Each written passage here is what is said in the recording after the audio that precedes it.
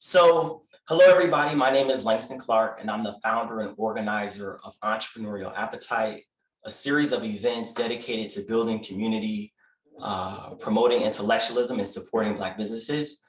And today, well, I should say for this month, we have two events. This is the first of two events that recognizes and tries to uplift Black women because it is Women's History Month. And so without further ado, I'm going to introduce our moderator for today's discussion, Ms. Uchechi Kalu, and then she's going to do the facilitation with Martinique Lewis and have her do her introductions afterwards. So I'm going to slide off. Uchechi is going to slide on, and we're going to figure out all these camera screens, but we still going to have a great conversation no matter what. So appreciate you all joining us.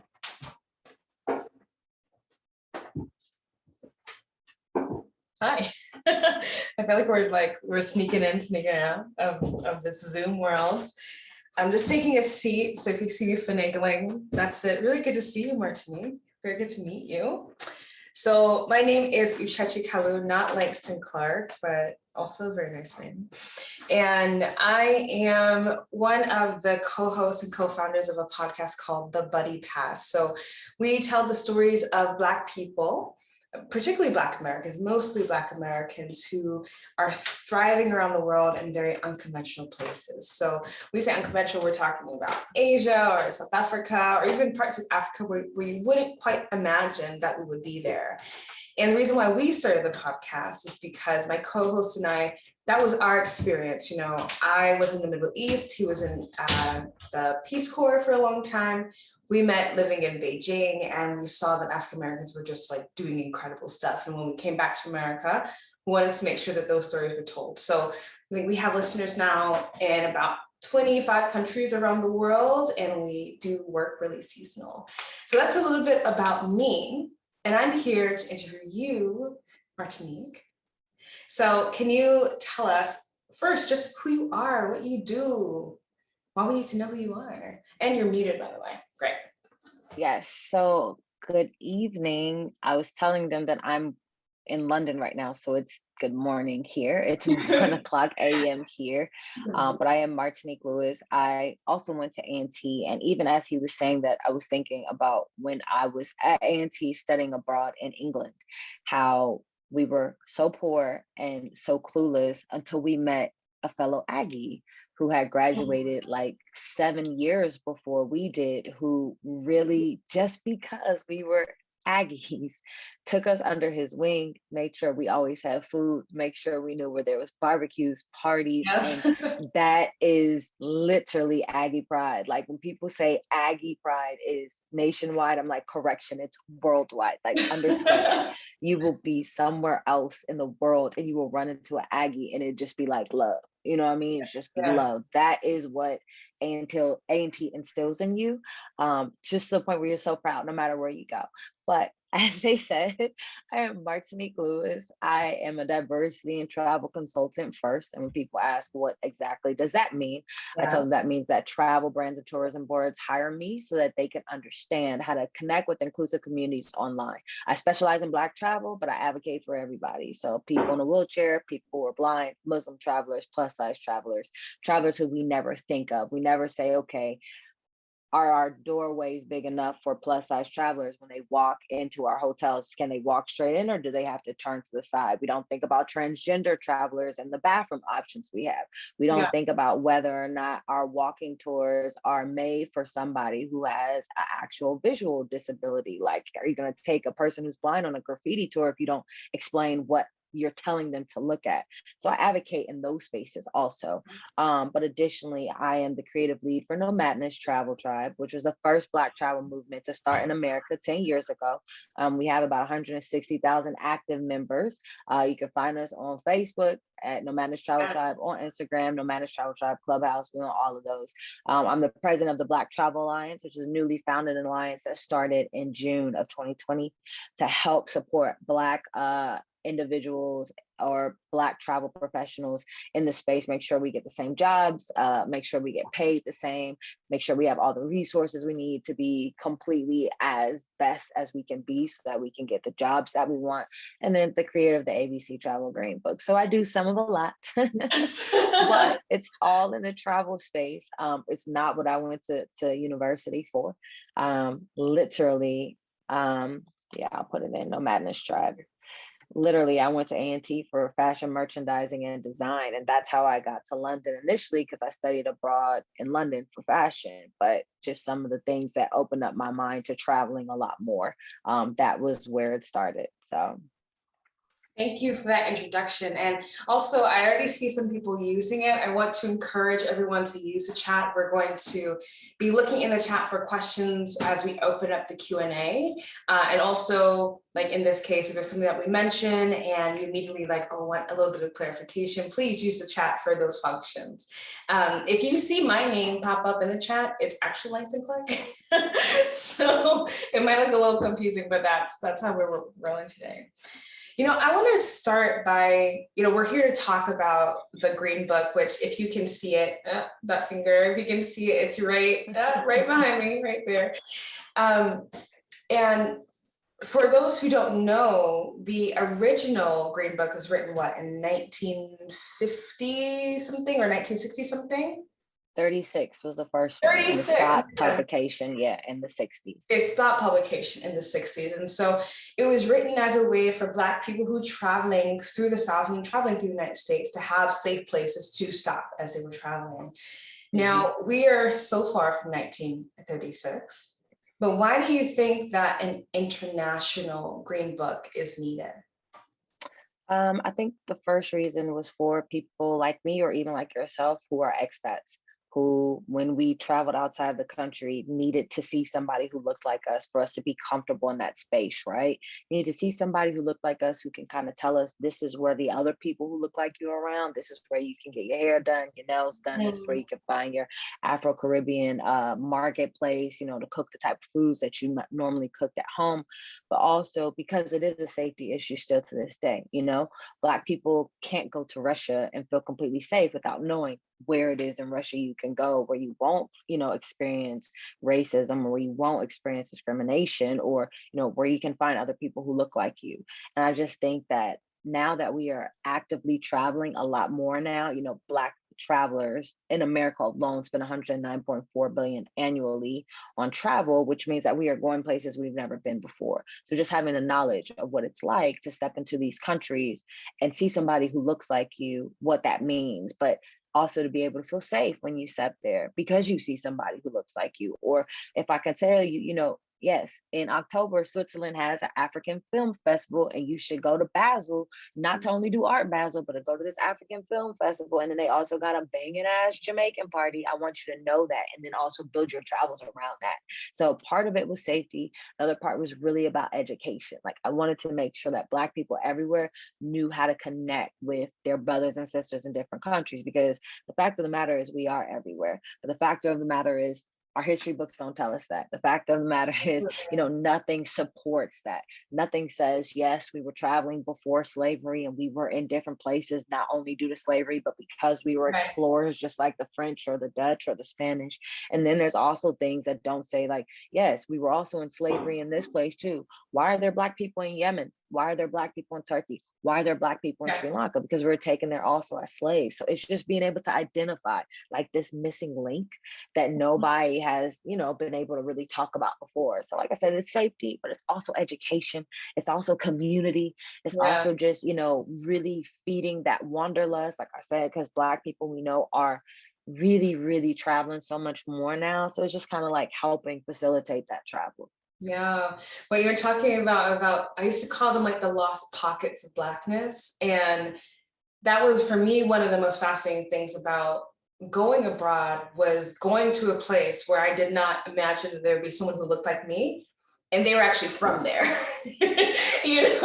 not that they were traveling from there or they had immigrated there, like, no, that they had actually been there for generations. I think one of the most shocking places that I saw that was in Palestine. I had gone to Jericho. You have like kind of two ways to get into Palestine by land. Mhm. I went to Jericho and I like turned a corner and all these Black people showed up. And I was like, what is going?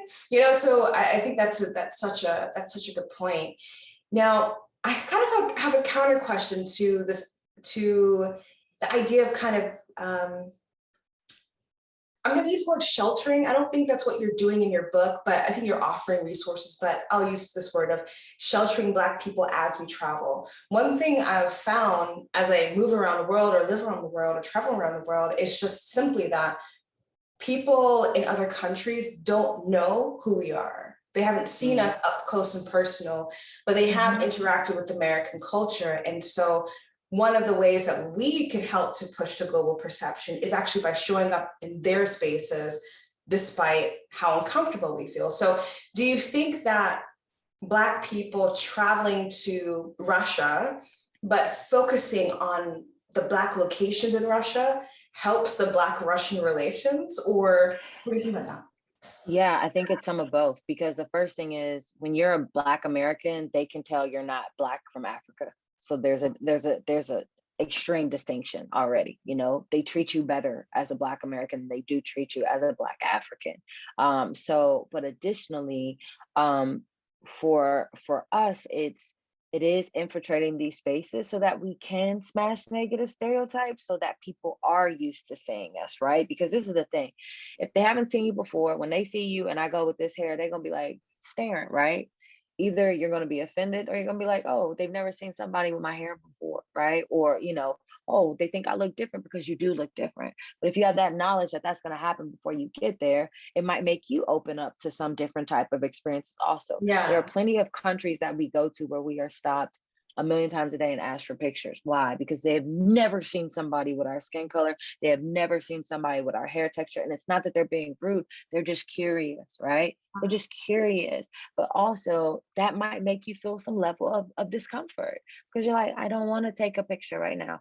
Do not touch my hair. But if I can also tell you the place where the Black people are, that might make you feel comfortable as well. So it's like a double-sided thing, where it helps smash negative stereotypes, because a lot of times they have negative connotations about Black people, no matter where you're from, right? So if they see you now, you're friendly, you're eating their food, you're knowledgeable just about their country, they're more accepting to open up the country to more people who look like you, right? Then now the tourism board starts to think, well, we had this many Black people come this last year, so maybe we need to think about showing Black people on our social media. Maybe we need to think about showing Black people, on our website. So all of this helps facilitate this. All of this helps like make tourism decisions on who they actually market to. So a lot of times for my job for Nomadness, I will purposely put out a completely random country to see how people react to it. When I get those reactions, I take screenshots, put it in a form of like a deck or some type of presentation. I send it to that tourism board. This is how many Black people are interested in your destination. And why? Because 2 Black people went here in the past 2 months and they're like, oh, now we're seeing this all over our timeline. What is it about this country that makes us want to go? So it helps in all ways. Not only helps us, like feel safe because we know how to locate those people when we need to, but it also helps smash the negative stereotypes that we're harmful, that we're criminals, that we're scary, that we're rude, that we have attitude. It helps break all those negative stereotypes. So I want to talk about the difference in feeling that we get as Black people when we're able to be abroad. There are definitely, negative things that can happen, but I think you're also highlighting a lot of the positive feelings that can happen when you are abroad. And in particular, I found through living in China that there was a sense of freedom to actually be who you were outside of this American context, outside of American racism, outside of American, supremacy and all of this, and white supremacy in general, particularly when you're going to non-European countries.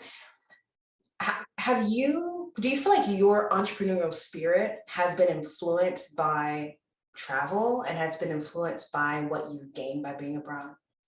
Absolutely. So the world is like a global classroom, right? Nice, The experiences that you have when you are traveling abroad is unmatched, right? You will never have an experience like you had in Colombia in Cartagena with people there that you will ever get in the United States. It doesn't happen that way.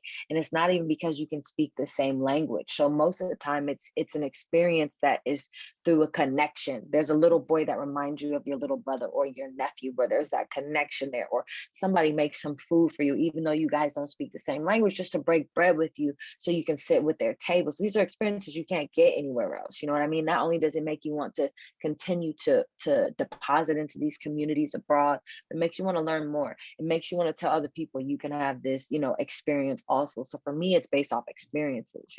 Sometimes the experiences that you get abroad are just so meaningful to the rest of your life Yeah. and even your life's work and your life's purpose and what you want to do. That's why I always tell people, make sure you do get out. And if you don't want to travel internationally, fine, but travel to the next state. Right. Travel to cities within your state, just to see how people interact differently, but to have these experiences. So, yeah. Do you think you have a story? Do I think I have a story? Yeah. Do you think you have a story? One, maybe perhaps one of many, but do you think you have a story that really was a catalyst or an influence on your life, or that shifted perspectives? Oh man, tons of stories. Um, Gosh, what's the best one to really tell? So for me, Colombia is one of those places that I love to go. Okay. But because there's a community there called San Francisco, that's in Cartagena, Yeah. where there are all these kids learning how to speak English, right? Okay. They may not have shoes, they may not have taken a shower, a bath in a week. Their parents might not ever be home, but when you go and meet with these kids and all they want to do is play with you and sing with you and dance with you, the experience is unmatched. And whenever I go, I just go and take school supplies because I know they need it. But Yeah. for them to be so grateful over the smallest things, like a notebook and a pencil, right? It's something that's theirs. I can't speak, well, I can speak Spanish, but most people can't speak the same language. And so it's just having that experience that like enriches you, that makes you want to be a better person because you're helping somebody somewhere else. Now, mind you, these kids look like me. They're Right. Black. Right. And they've never seen a Black American. You know what I mean? They've never experienced that before. So to them now, their perception of America is these are people who want to help us. These are people who make our lives better because they came and they brought stuff and resources that we can use. That's why I said, like, you can't necessarily have that specific thing anywhere else. Now, mind you, can I go into America and do the same thing with underprivileged communities? Absolutely. But it hits a little bit different when you're also outside of America, because there's this barrier there from what you see or what privilege is. Same thing I would say when I went to Amsterdam. I speak no Dutch, no Dutch at all. But the Black people there do because they were born and raised there, right? Right. And there's this phenomenal holiday that the Black Surinamese community has called the Memory Walker that happens on June 1st and July 1st, where they shut down the city of Amsterdam and they Yes. march throughout downtown. And for me, that was just such a powerful experience because you have a place like Amsterdam that's up there with New York, Los Angeles, Vegas, London, Paris. You know what I mean? It's Yeah. up there with that. And Black people shut down the streets to march through, Yeah. singing their native songs. And I'm just like, where else do I have this experience? You know what I mean? I cannot communicate with them because I don't speak their language, but I can sing and I can dance with them, Yeah. celebrating the fact of when they gained their independence from the Dutch. So I'm just saying, like, there are these times where you have these experiences that are unmatched that you wouldn't get in America. I think there's like such a passion in the way that you're talking about your experiences. And so I feel like there might be an answer to the question that I have, which is, why do you think it's so important for Black people, and in this case, for two Black Americans, for Black Americans to seek out these particular experiences? Well, I won't tell people that they have to seek them out, but I will tell you that traveling changes you. and it changes you for the better. It gives you a different perspective on life, onto things that you would have never thought before, or onto a piece, like I said, of that history that was left out. It's not in the history books. They ain't talking about the memory walk in any Amsterdam tourism, anything. They're not talking about how Black people were brought there as slaves and how they built the whole community there in any of their museums. But it's up to me to be able to share that story. You know what I mean? It's up for me to say, you need to go on June or July 1st. And then after you get done dancing through, go to Reggae Rita's and, you know, have some rum punch, because the Jamaicans are heavy there too. And make sure you don't have too much, because you will not make it home because it's that strong. Or if you know you want to go to a Black owned, you want to go to a Black owned brunch spot, go to Cereal and Chill. Or if you want like vibesy music, go to Labyrinth. If you want to stay in a Black owned hotel, like, I love to be able to give people those things, you know. So for me, it's like, you should experience it, because it's people who look like you are thriving everywhere in the world, in places you never thought they would be. You know, it could help you fall in love with the city. I'm not in love with Amsterdam for weed or the red light district like some other people are. I'm in love with Amsterdam because of the Black people that are there. And I was like, yo, they are lit, and their food is lit, and everything they do is lit. On top of that, Amsterdam has the best music scene. So all the up and coming, the up and coming American artists go to Amsterdam to perform, because people over there are like, oh, so I saw Cardi B right when she was like, when Bodak Yellow was hitting #1, she was in Amsterdam. I couldn't do that in America. I'm like, you gotta understand your surroundings and what's there for you, also in the community that will welcome you when you get there. So yeah, so I think it's really important to go. What has it been like for you meeting the Black diaspora abroad?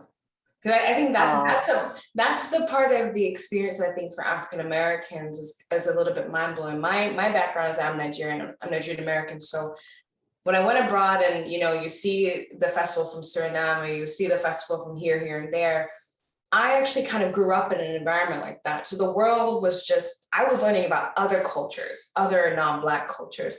But I think there's something really powerful, and I saw it again and again in China, of Black Americans realizing how vast the Black diaspora was, and how everybody's struggle was not the same, and everybody's Blackness was not the same story. And I think that kind of can inform our American experience. So what has that been like for you?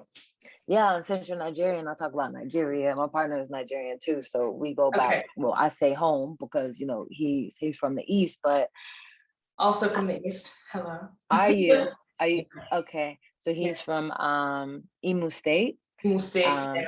Yeah. From so he's from. Okay, I went to Abia State. That's awesome. That is awesome. They're next to each other, so we drove. I thought I was gonna die. Yeah. We drove, but that's fam. Okay. What's up, fam? Exactly. We drove there to Abia also, but for me, Nigeria was so powerful because I have not seen a place where it's all Black. Right. And all Black thriving, right? Yes, so you step off, and Lagos is Black owned everything, and it's just entrepreneurship oozing from every single place you go, and not just in Lagos, wherever we went, you know what I mean? Like we went to Imo State, we went to Enugu, we went to Abia, and it's all, everybody's thriving there. And I'm like, God, like, it just was so powerful to be there, because I'm like, yes. And I'm like, okay, what can we put our money towards? Did you see that? You saw how quickly she made our clothes? How can we like make sure that we give her a top? And it was just, for me, it was like, oh my gosh, it wasn't just Oakland, you know what I mean? It wasn't just Detroit, it wasn't just Atlanta. This is the whole country is like this. It's so lucrative in this amazing piece of land, when you see nothing but people who look like you. And to me, that's so powerful, because it's nothing I ever was able to experience from a whole country before. You know what I mean? I'm like, Black owned hotels everywhere, Black owned everything, Nigerian born, Nigerian owned. I'm like, yes. And even for me, thank God you as I'm guessing you're first generation Nigerian American. Yeah. So many Nigerian Americans don't go back home to be able to experience that. And I'm like, y'all have to get there. You know what I mean? Like, y'all have to get there. And I told them, like, even me being in the village, like we went to the East so we could go to the village. Yeah. Even me being in the village was one of the best experiences I've ever had. You know what I mean? If you ain't got no address, can't no creditor send no mail to your house. If your cell phone don't work out there, you ain't got to worry about Instagram notifications. You got to worry about emails. And I'm like, listen, these people live so carefree. They live so carefree. If you want chicken for dinner, you just go outside and you kill the chicken and you make it. And I'm That's like, very true. period. You know what I mean? But even more so, their sense of family, their sense of community in each individual village. You know what I mean? Like, to me, that was the most powerful thing I could have ever got to actually experience, was being in a village.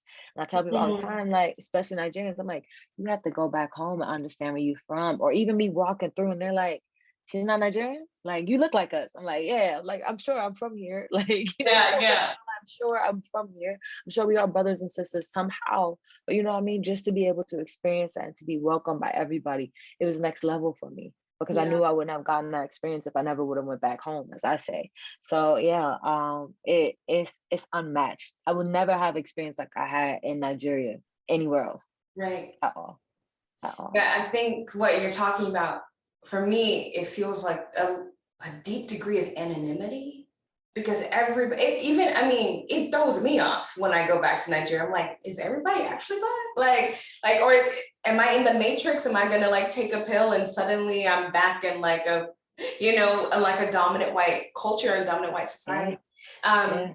and I actually really appreciate that about traveling in different parts of Africa. It's like everything that's going right is because of us. Everything that's going wrong, it's because of us. And I love that freedom. I will say, for Nigerian Americans who don't go back home, I think a lot of our parents, especially if you're from the East, if you're Igbo, we might have a very conflicted relationship with Nigeria, and maybe they left at a time where it was like after war.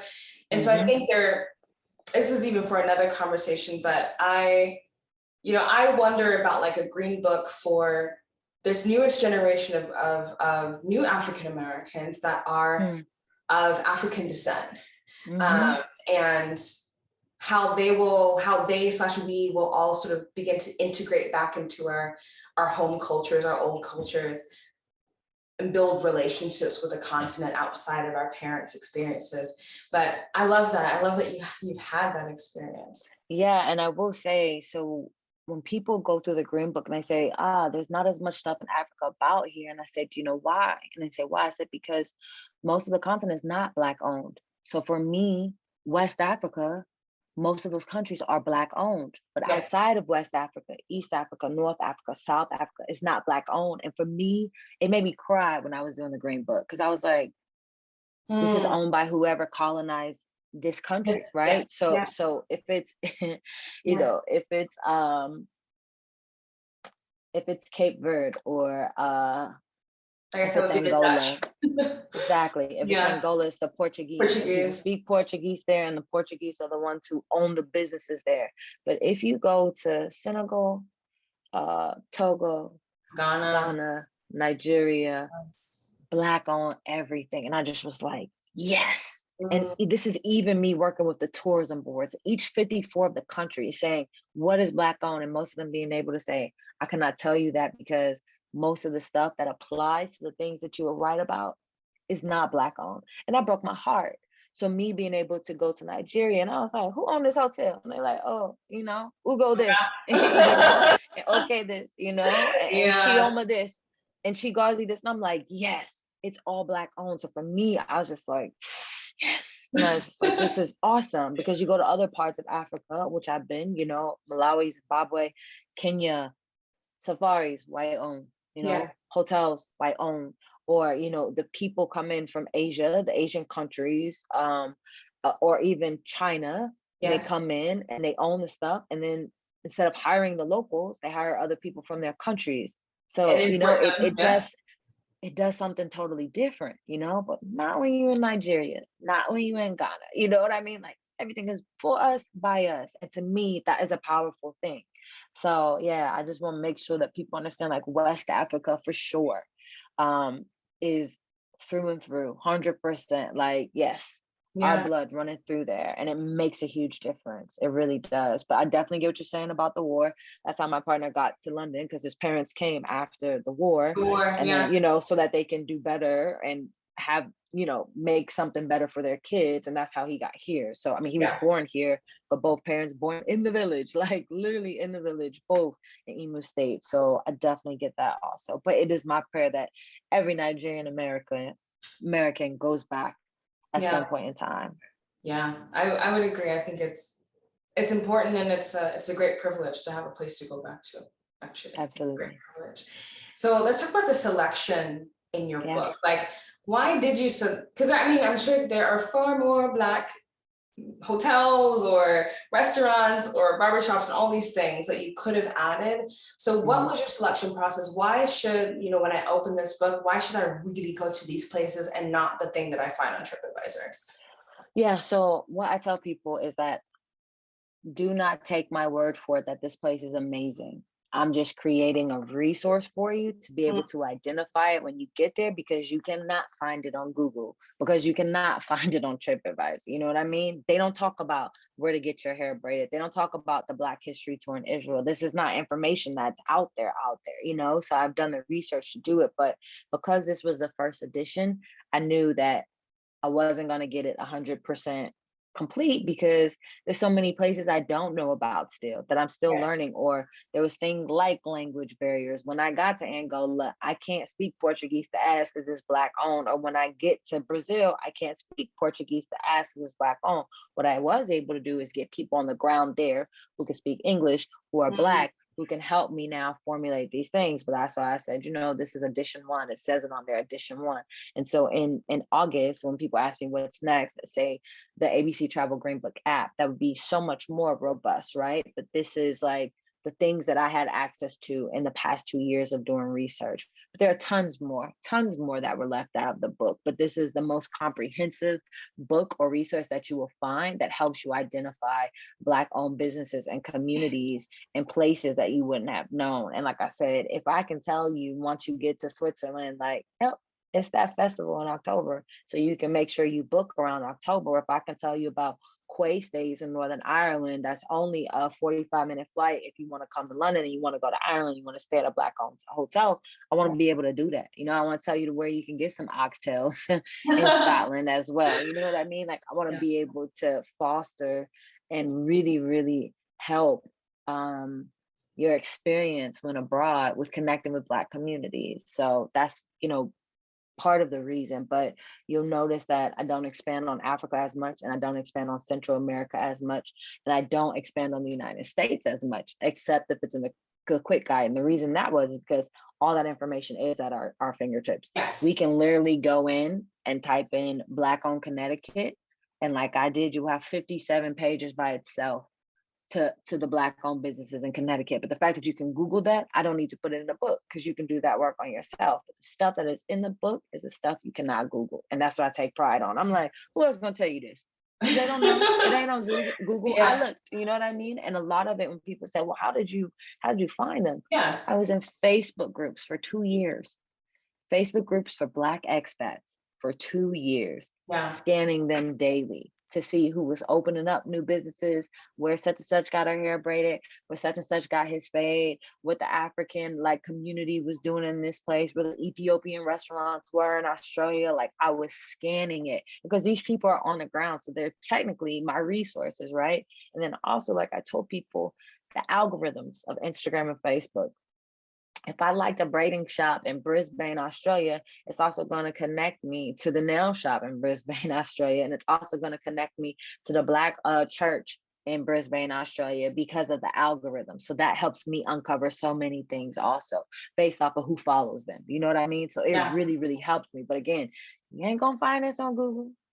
You know, you might be able to find it now because I know they buy my book.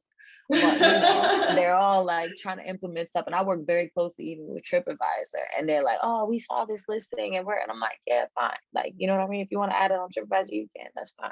But I'm trying to be the Black TripAdvisor, so that people just know this is where you can go to get safe. This is where you can go that's still open, because we don't know what's going to happen during COVID, right? We don't know who made it through COVID or who didn't make it through COVID, or who's open during COVID, or who you can go sit down, or who's going to bring you some food if you order it. Like, those are the different type of things the app will be able to tell you. But the other thing that I really, really appreciate about the app is it'll be able to show you the other Black travelers who are in your proximity. So if you are a solo female travel and you just want to meet up with somebody for dinner, you can set your profile to public, put out notification. Anybody wants to come have dinner with me, you know, come do that. And then you can, you know, find somebody else who looks like you so you guys can enjoy dinner.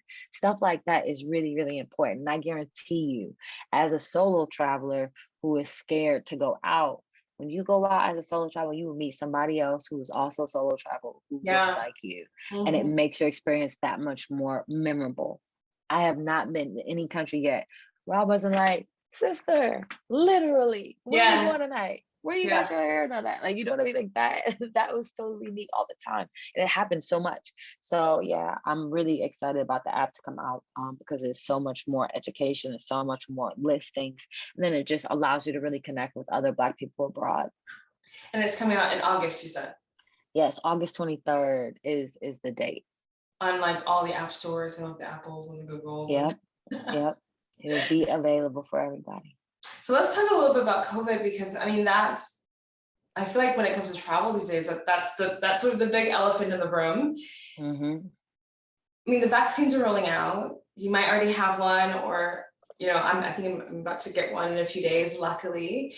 But what do you think Black businesses or Black entrepreneurs who are in this travel space should be doing right now, so that when the floodgates do open, even it's this much, but when they do open, they're ready to actually Yes. keep on pushing their businesses forward?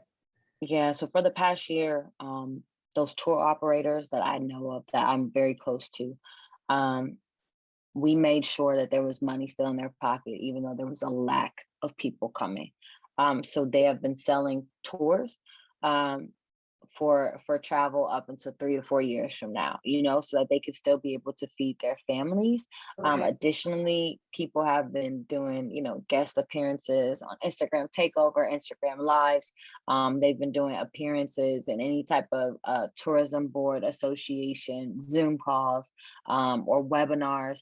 But they have really found ways to pivot. They've done virtual tours. But I would just say connect with those Black travel communities that are out there, because there's numerous ones. On Instagram, you find Black Travel Gram, Black Travel Journey, Yes. Jet Black Travel, Black Kids Do Travel, Black Women Travel To, Black Men Travel To. You know what I mean? There's so many different communities, but connect with those and start promoting. We are all in the understanding that we will be the ones who help each other out of any type of hole that we got put in due to COVID and due to lack of, travel. So we're a community and we do depend on each other, because when it's not COVID, how do you think somebody knows to go to Colombia and take Alex Rocha's, Afro-Colombian tours? Because Yeah. we're talking about it. So what keeps us from talking about it during COVID? Nothing. We're still promoting it. You know what I mean? When you are ready to travel again, there's this Black on tour here. There's this Black community there. There's this place that, you should go, or the top 3 things to do in Dakar, Senegal, if you're a surfer. There's a Yeah. Black owned surf school. There's a Black surf school organization for girls. Then you can find them also in Ghana. Like it's just information. So I think we're relying heavily on each other to help, get each other back to where we were pre-COVID. And when you say we, at the very beginning of this question, you said that we have been helping the tour companies book for the next 3 or 4 years. Who is the we? Yeah, so there's a community of Black travel creators and of Black travel community creators where we're all pretty close. You know what I mean? Like, people think we're in competition. I'm like, we're not. That's my homegirl. That's my homeboy. Like, I can call them tomorrow and or I call them right now and be like, hey, can you post this for me? And they're like, yeah, for sure. So a lot of us have stepped up to just take the responsibility to help these people, because we all use them. Everybody runs their own. Everybody runs their own trips, right, to these places, and help use, or help put money in these tour operators, or, Yeah. Black owned restaurants. We help put money in their pockets. So, we kind of take it upon ourselves to say, well, what can we do? Because we all had to pivot, right? All of us had to cancel, any trips we had planned for 2020 and 2021 in terms of taking Black people outside the country or even in the country. And so that means, what is our pivot? And it's like, well, to help those people who help us. So for me personally, Nomadness, we do something called Silent Blessings. And what Silent Blessings are is every day you pick a different organization or community for people to donate to. And we were doing that specifically for our Black travel guides. And so a lot of people donated to them because they remember how awesome they were when they took their tour. So they wanted to make sure they could still, you know what I mean? So it's just the Black community really holding each other up in times of trouble. And that's how the Black travel community is, I know it looks so big on social media, but at the end of the day, the major players, we all like each other. Yeah. We all work together, we're all running the same circle. So it was really up to us to help these people out, which we have done tremendously. I feel like that highlights like what's so great about Black people in general, is that sense of coming together and looking out for one another. It feels like, like the head nod, like, yeah, what's up? Like it feels like an actual manifestation of the head nod of like, I see you, Absolutely. you're real, Absolutely. you might need me, come reach out, I got a plate for you, kind of thing. Yep. I love, I got a plate for you. That's it right there. I'm yes, gonna make sure you eat. If I right, got enough, I'm gonna exactly. make sure you eat. I'm gonna Right. share with you. That's exactly what it is. So I think we're about to open it up for like Q&A questions. I have a final question for you before the Q&A starts. So there might already be questions in the chat. If not, please feel free to write questions in the chat that are for Martinique or for me or for both of us. And so my next question for you, and last one perhaps, is, well, what's next? Looking back at what has occurred in COVID and looking ahead to an indefinite end, what is next for you and your work and your brand? Yeah, so like I said, app coming soon. But I know that I want to be in television, talking about the same thing I talk about in the book. But I'm bringing now these stories to life, so now people Yes. can really be able to see them and see what they do. But for me, it's all about connecting communities worldwide. So if there's a Black surfer in Hawaii, I want to connect her with the surf school in Dakar, Senegal. And I want to connect them with the Black surfing champion out of Cape Verde. And so I want to be able to share those stories, and really show Black travelers that, for one, we're not a monolith. So that means that we all don't like the same thing. Some of us like to ski, some of us like to mountain climb, some of us hate the water, some Right. of us love luxury, some of us are 65 and older traveling with our grandkids. And I want to show people that there are other people that are just like them. Some of us like anime. So I want to tell people, there's a whole travel community that travels back and forth to Japan just to go to the Black anime studio there, but to also like participate in these anime conferences that we wouldn't even know existed, because Yeah. it's not necessarily our travel niche, but they're out there, Yeah. to be able to say, if you love cannabis, there are plenty of places you can go, and not only to smoke it, but to have it infused in your food, or to have a smoothie in it, or to have CBD oil massage. There are communities for Black people that literally will help connect you with people around the world who are just like you. And I want to be able to share those stories on a big screen. So that is one of the things that is next for me. And I always say, because I'm a diversity and travel consultant first, I would really like my own travel channel. That is like the own network, but that's specifically for travelers from every niche also, to talk Yeah. about, to give them their own shows, to talk about what it's like to travel in a wheelchair, and the best, destinations, beach destinations to go to as a traveler in a wheelchair, or best destinations to go to as a multi-generational family traveling. I traveled with one of my grandmothers for the first time 2 years ago. And this was the first time she got her passport. And Okay. we went to Jamaica. So not only did I go and do her passport with her, I'm like, nope, Granny, we're going to take your picture. We're going to take passport office, girl. We're going to tell them it's your first passport, because you're going to have a great trip, bought her some luggage. We went to Jamaica, but when we stayed at a sandals resort, we had to make sure we stayed at the sandals resort that had like wheelchair accessible things, just in case she wanted to sit in the wheelchair and we needed to get Right. in, or that it was a shower that she didn't have to really lift her leg up to go in it, or that there was a pool that was easy to get into, because she wanted to live her best life too, right? And on Yes. top of that, she was going to be drinking some Jamaican sunrises all day every day, because it's all inclusive, right? Yeah. But just being able to really share the story of what it's like traveling with your 80-year-old plus grandmother, if you want to go to all-inclusive resort. Like, these are stories that people need to share. So yeah, I just think that it should be available to people. So I'm gonna have my own network eventually. But for me, I'm like, sky is not even the limit. Like, I'm Yeah. trying to go outer space, right? I think big, I dream big. I'm like, if I could think it, I could do it. So you definitely see me in the space. My goals are always to be the Oprah and Beyonce of the travel space. So y'all will see me involved in travel some way, somehow. Yes. You're like, I would be on the Elon Musk flight all the way to the moon. There you I, go. I love and I appreciate that, because I think that one of the biggest things that we need as a Black community is to just see the diversity that is ourselves in travel. So the grandmother who is traveling, and the granddaughter with the grandmother, and the children, and the parent, and the person in the wheelchair, and the person with a crutch, and all these things. Because I think when I'm abroad, I see so many other people of different backgrounds who are able to do that, perhaps because they saw someone do it before. And we're at this time in our history where so many more Black people are traveling. So the releasing of that story, of those stories, is very powerful and very needed. Definitely. Definitely. I'm gonna click over to the chat and see what we might have in here. And also, if you're still here and you have some questions, or even if you just have some thoughts, we'd really love to hear from you. So we had some. So Chech, what I'm gonna do is, hi everybody, this is the real Langston Clark. What I'm gonna do is, so Chech, if you see a question in there, you can go to like what's typed. And then for the people who are in the audience, if you raise your hand or you type something, what I'll do is I'll start unmuting them so they can ask their question out loud. And we'll just go back and forth between you and I with who's typed stuff.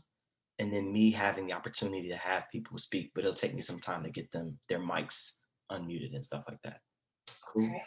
So you I find the see first one question. from Jada in the question and answer spot. Yeah, unfortunately on my side, when I click the question and answer, I don't get a pop-up box. So if you can read the question, Martinique. Yeah, sure. She says, I think it's a she at least, and I think it's Jada. Hopefully I'm not butchering it. If I am so sorry.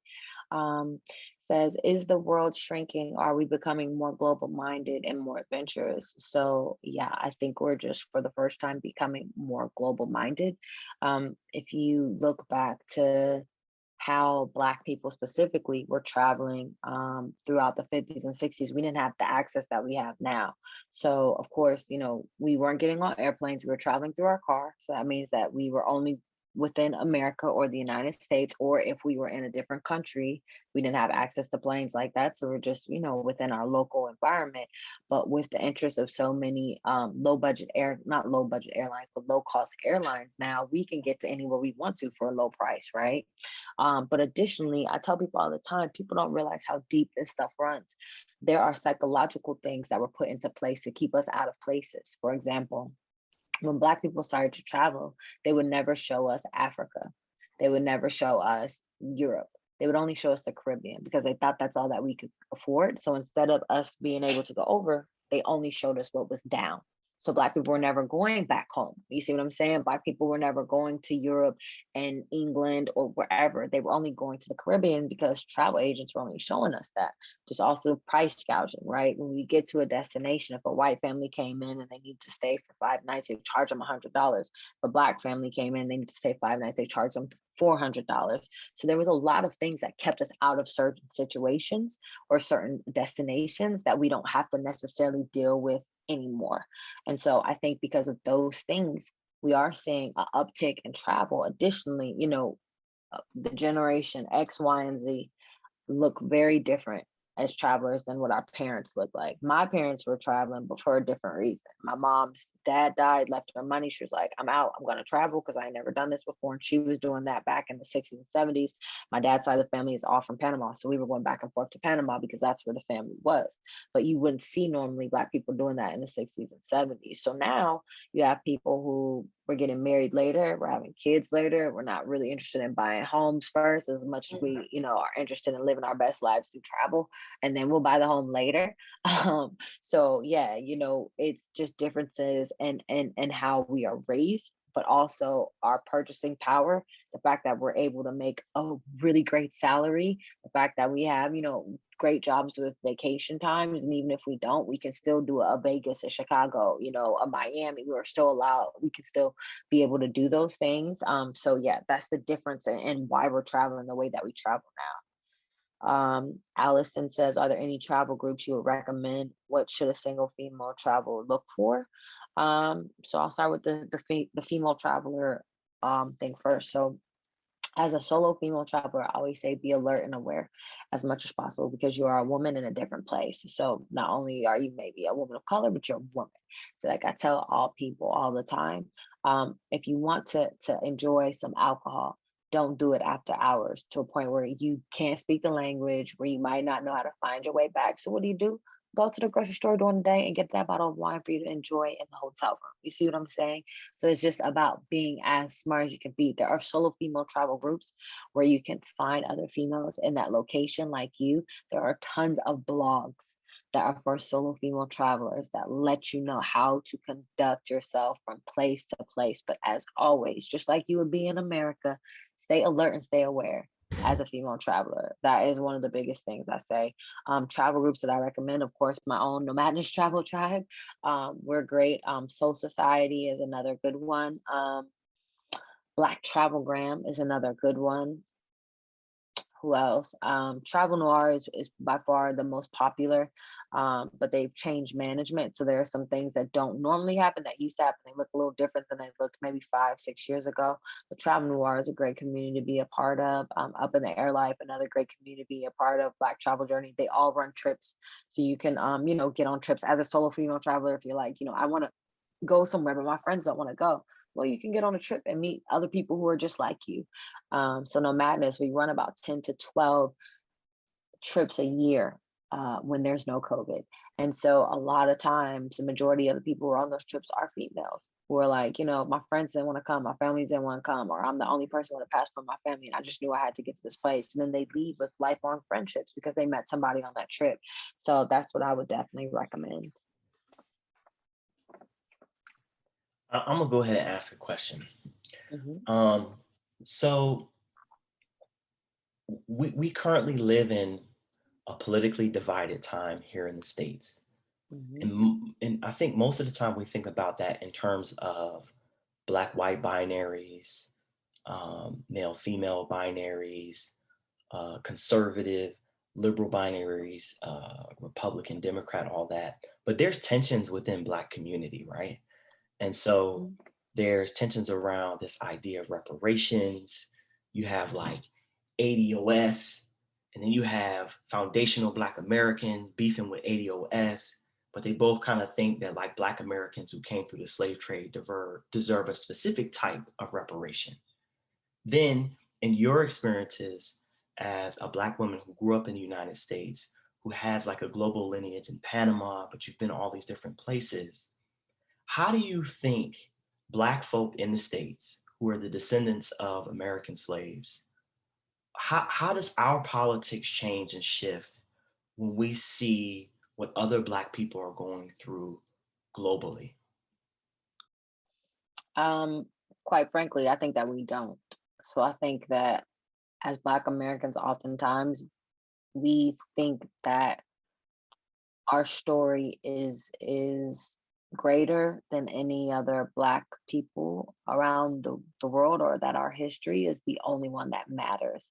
And at times it is really sad when I see that happen, where there's arguments about basically what stop you got off on from the slave ship, that you're not Black because your family didn't go through the amount of years my family went through, as me being a Black American, as you being a Black Jamaican person. And so these conversations are always weird because it's like, first of all, we were all taken from the same place and we just had different stops on the boat, right? Or anybody who is not American, but they're Black, thinking that they're superior to Black Americans because their families weren't in slavery.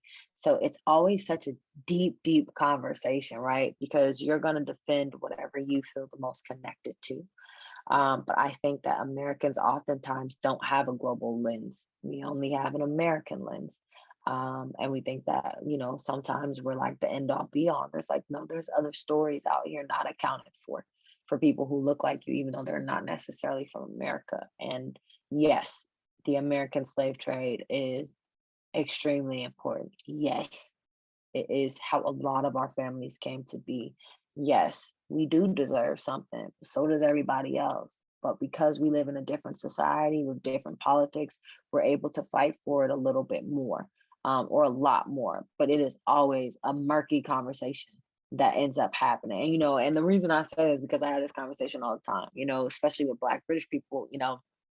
I say my partner is Black, but he's from here. So even like the Meghan Markle, Harry thing, Black people here don't understand the microaggressions that Black people in America go through, right? Because the racism isn't as deep, right? So, you know, they might not look at it as the news is portraying her in such a crazy light, because that's how they've always seen the news portray Black people. So they're just like, oh, that's normal. And you're like, no, it's not. It's microaggression, you know? Or even I can remember when my partner and I were dating 5 years ago, if a Black man would have gotten shot in America, it wouldn't have really affected him. But it wasn't until the unfortunate death of George Floyd happened that they really understood that this is a problem, because they're like, oh, this is happening over and over and over again, to where they really started to realize, like, no, if I even went to America, before I opened my mouth and they hear my British accent, they would kill me too. And so it was like a turning point for them over here. And I think that more of that needs to happen, because it's about having compassion for somebody who looks like you, even though they might hail from a different place. And I think that is part of the narrative of the story. But I do think that Americans oftentimes forget about every other narrative but their own. When everybody has gone through some form of something as a Black person, that stems from us all starting in Africa but ending in different places. So yeah, I think that everybody deserves something, you know. It just, you're in a different country that might not be able to actually offer that, but I think everybody deserves something. And do I think Americans? Yes. Do I think that we might have had some things harder? Yes. But we also don't know what Nigerians went through just recently, you know, in the 60s or the 70s. You know what I mean? Like, there's so many different stories of struggle.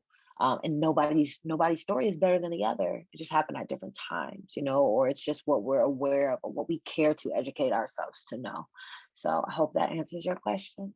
Yeah, I mean, it wasn't even my question, but I appreciate that answer, because I think that while the American experience has helped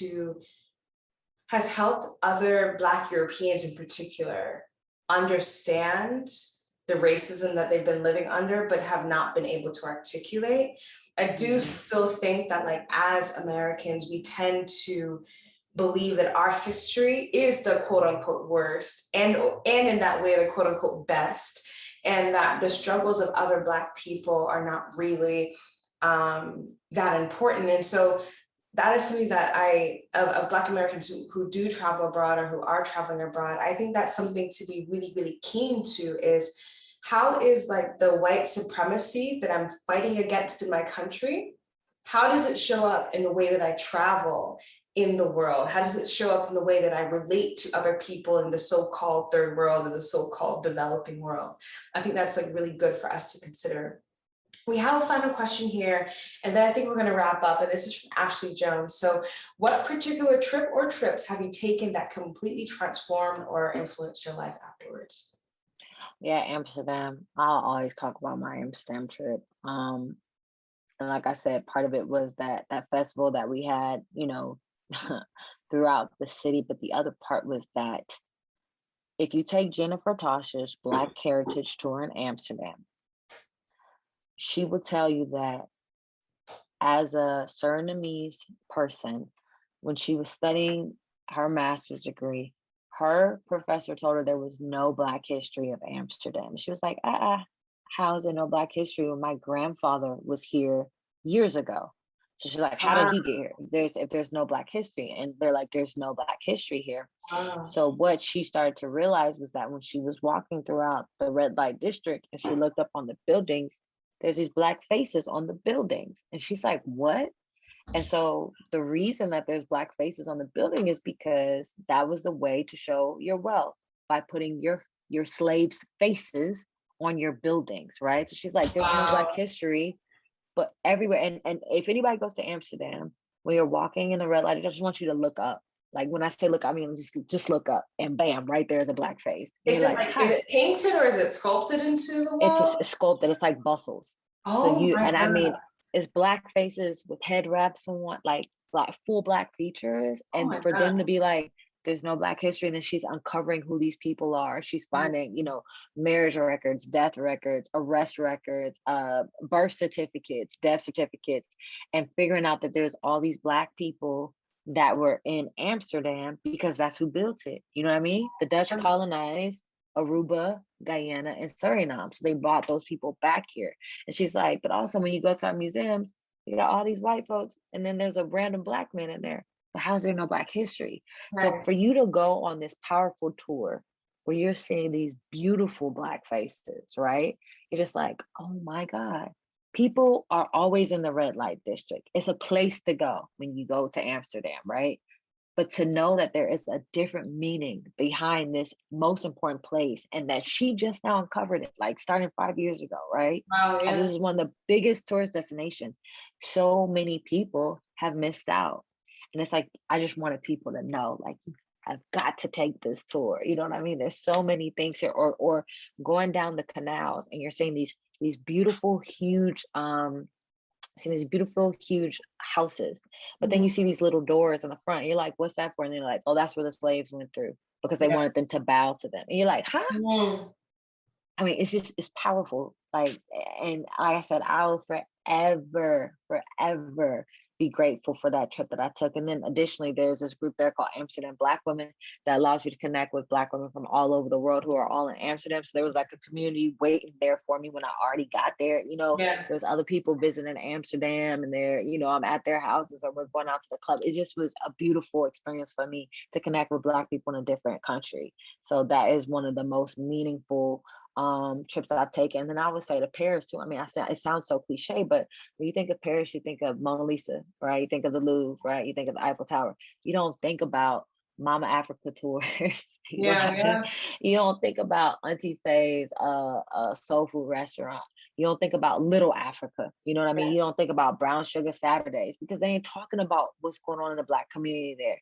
There's nowhere else you can find, you know, where there's Black owned brunches in Paris unless you get my book. But it's there. As a Black person, if you go to the 7th endorsement, the 9th, the 1st, the 3rd, that's where all the Black people are. So you ain't even thinking about the Mona Lisa and the Eiffel Tower no more. You're like, no, I'm trying to go see Shorty because he's Yeah. fine and he's a musician, and we gonna go, you know, to the DJ who is spinning on Sundays at Brown Sugar. I mean, on Saturdays at Brown Sugar Saturdays. Then we gonna leave and go to the Black owned vintage store that does the day parties on Sundays. Like, how would you know these things? You know what I mean? Like, they don't show it, but there are these beautiful, bustling Black communities everywhere that's lit. And I'm like, yo, y'all have to experience this for yourself because it's lit. You're not gonna want to come home.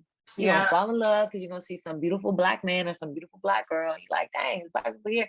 And they speak a different language. I'm trying to have babies with dual Let me citizenship. stay Like, here. period. Yes. So, you know. So is she still operating this summer? Jennifer Tosh, yeah, she's open now. She's open now. So yeah, those are the two trips that like have really changed my mind. And when I did that trip to Paris, literally, I remember it like it was yesterday. It was October 30th, and I was sitting at my job in Baltimore. I worked for a urban footwear company, corporate. And I was like, I really hate this job and I want to go somewhere for Halloween. And they're like, where are you gonna go? I was like, Paris. And they're like, what? And I was like, yes. So I DM'd a Black travel community in Paris called Black Voyagers. From the moment I got off the plane to the moment I left, they took care of me. Yeah. And I'm like, that wouldn't have happened any other time. This is the only time that would actually happen. So, you know, yep, those are my stories. So that's what I encourage everybody to do. Thank you. Thank you so much. Yeah. I really For hope that sure. everybody who's here and who stayed here appreciates you all, and that you feel encouraged to take your trips in this way where you're connecting with the Black community who can really hold you down, offer that plate over to you, and give you the experiences that keep encouraging you to travel in other places around the world. So thank you so much for your time. Thank you. Thank you for having me, and thanks for everybody tuning in. Absolutely. Aggie Pride. Aggie Pride. Is there anything to add, Langston? Yes, everybody. If you all could give me a few minutes, I want to show you what's coming up later on this month. We have a conversation with 2 Black women scientists. We're going to talk about Black folks in STEM, and that's the second part of our Black Women's History Month special here for Entrepreneurial Appetite. And Check, tell them about the podcast real quick. So again, if you want to listen to our podcast, it's seasonal, so once a year. It's called the Buddy Pass. And so we interview Black people who are thriving in unconventional places, some of the places that Martinique has talked about. And if you want to follow us online, you can go on Instagram at Buddy Pass Pod or at the Buddy Pass Pod. I'm sorry, you have to look for both of them. It's like really escaping me. And you can find us there and follow us there. And our new season should be out this summer or this fall. So keep a lookout.